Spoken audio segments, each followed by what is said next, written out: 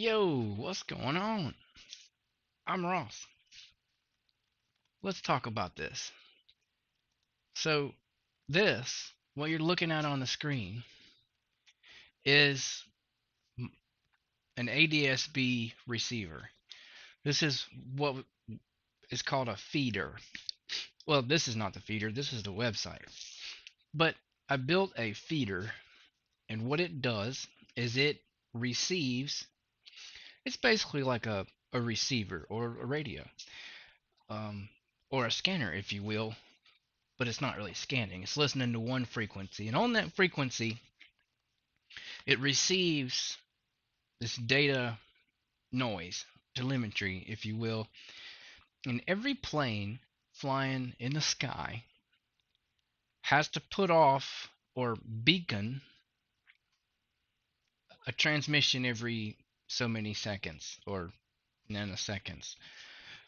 But it's beaconing a transmission, and on that transmission, it is beaconing out its altitude, its location, and usually it's interlaced with its call sign, stuff like that. Stuff you see here. Now, with the tail number. And so, with its altitude, you know how high it is. And you can see it also shows you the speed of the aircraft.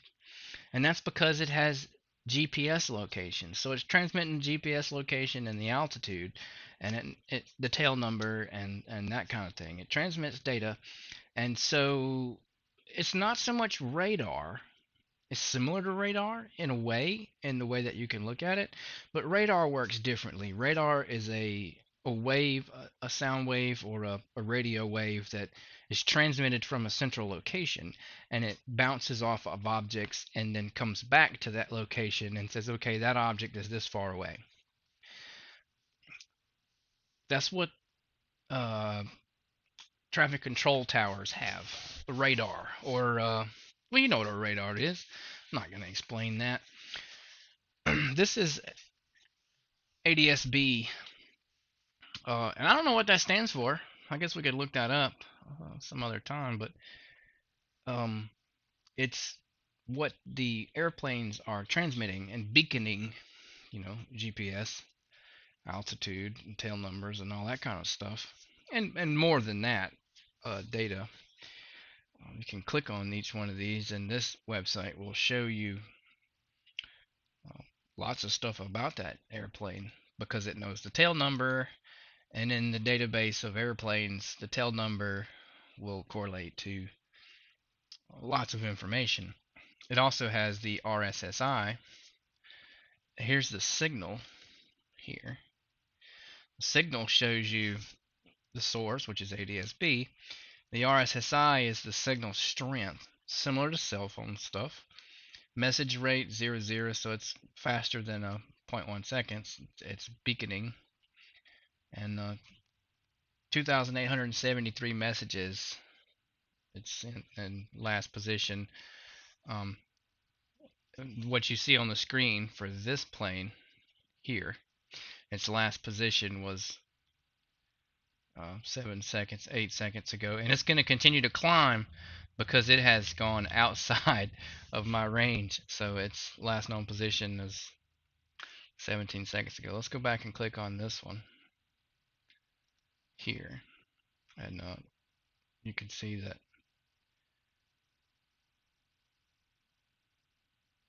there you go. Last known position was however many seconds ago. Anyway, that's pretty cool stuff. But the ADSB is just a receiver. It's just a radio receiver, okay?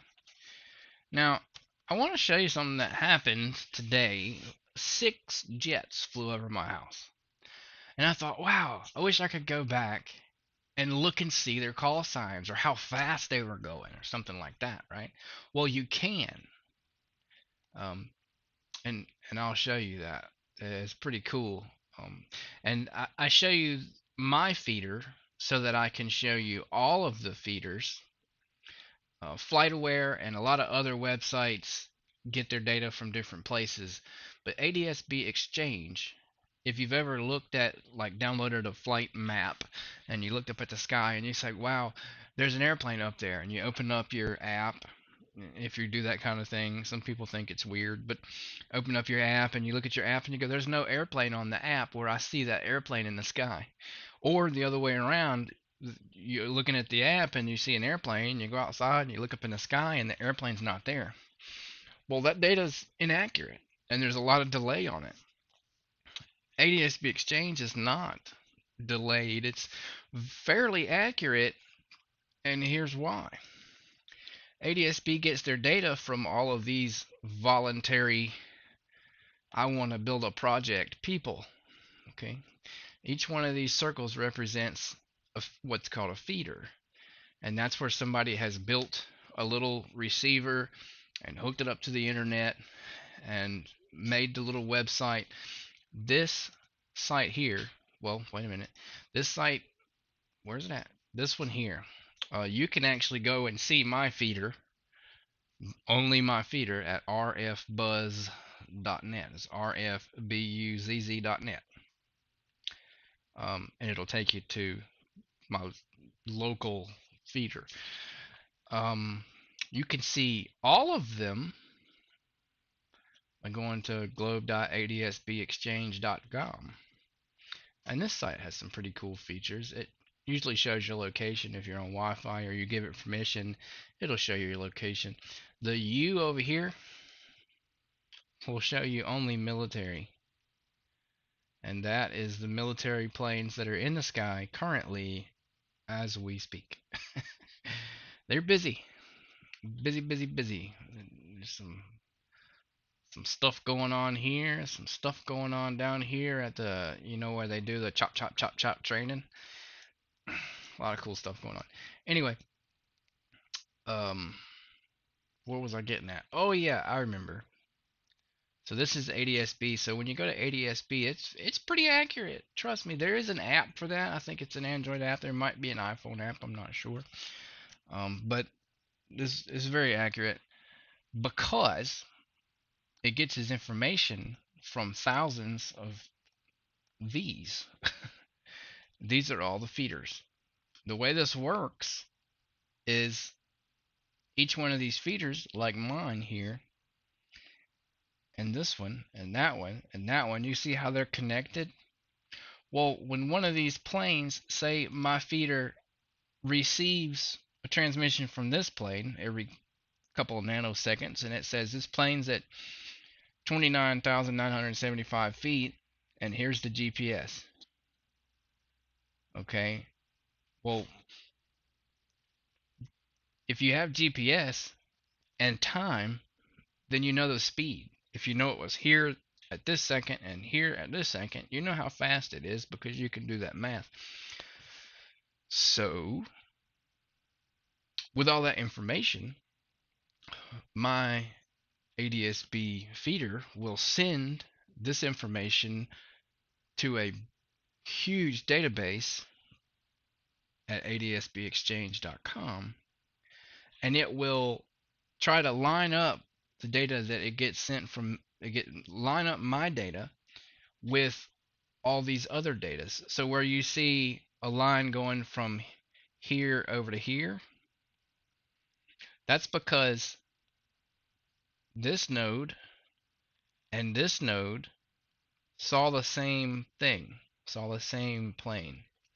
Now, in order for an airplane to be put on this map,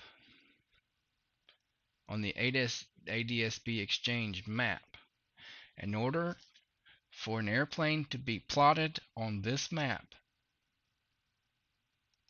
the ADSB Exchange, it has to be received in the huge database of everything that's being received. That plane has to be received, and it has to match at least four of these feeders. And that's why it's accurate. So when you go to adsbexchange.com, or you go to the app, which is called, hold on, I'll pull it up and show you in a second. It's called ADSB Unfiltered on Android. And you see a plane, you can look on that app, you can find that plane. Now, if you're over here in Chesney, you might not, depending on how low to the ground it is, because the lower it is to the ground, the harder it would be for these to see it. The higher it is, a lot more of these are going to see it, and that's just the way radio works. You get a really tall antenna way up in the sky, a lot more people can see it. So, regardless, 4 of these have to match in order for it to be plotted here. Now, that's not true for this. This is my own personal map. So, if a plane comes up overhead here, nobody else has to see it for it to be plotted on my map because it's what my node sees. Okay, now we're there. Now, I wanted to come back and I wanted to see what took place in the past. Well, you can do that if you go to globe.adsbexchange.com/?replay, or you just Google adsbexchange replay. You can find this site and you can put in the date, the time, and now you have to remember this is in Zulu time. This is 23:28 Zulu. So 8 o'clock Eastern, it would have been 8:30 or 6:30 Eastern time. Okay, I believe that's right, somewhere around there. You have to do the math. This is GMT or Zulu time. Uh, anyway, watch this. Watch this cool stuff right here happen. Now we're going at 30 times speed. I'm going to hit play. Watch these planes here.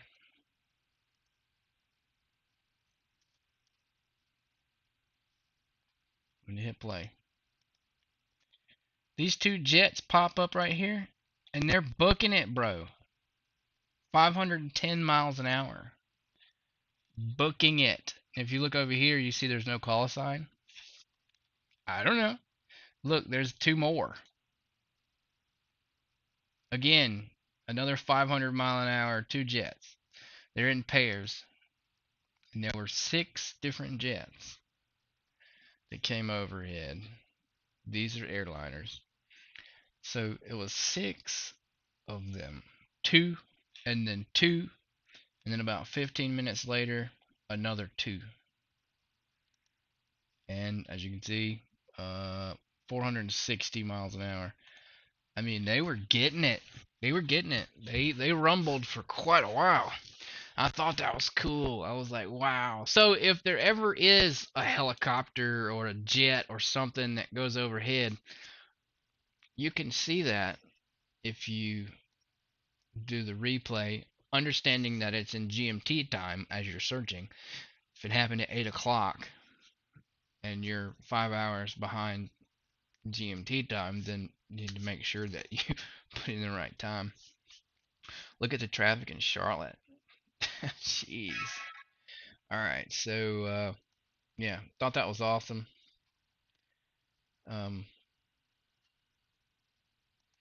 That was around 7 o'clock. Oh, that says 3. Oh, that's right now. No, that was the... Yeah, about 2 hours ago. 2 or 3 hours ago in Charlotte. Anyway, thought that was cool. Thought it was awesome. So, check this out, ADSB Exchange. And know that you can do replays. And they are pretty accurate because 4 of these receivers have to receive it and upload it in order for it to post on the map. Now, you can see planes in the sky that are not on the map. There's many times I've seen a helicopter in this area and it didn't show up on the map. Why is that? Well, look, there's no receivers here. There's no receivers in this area. And if a helicopter is below 500 feet, or 500 or less, or even up to 1,000, these can't see it. They can't receive it because it's closer down to the trees. You have to imagine if the plane or the helicopter were an antenna on a tower, the higher the better. Makes sense. Anyway, love you guys.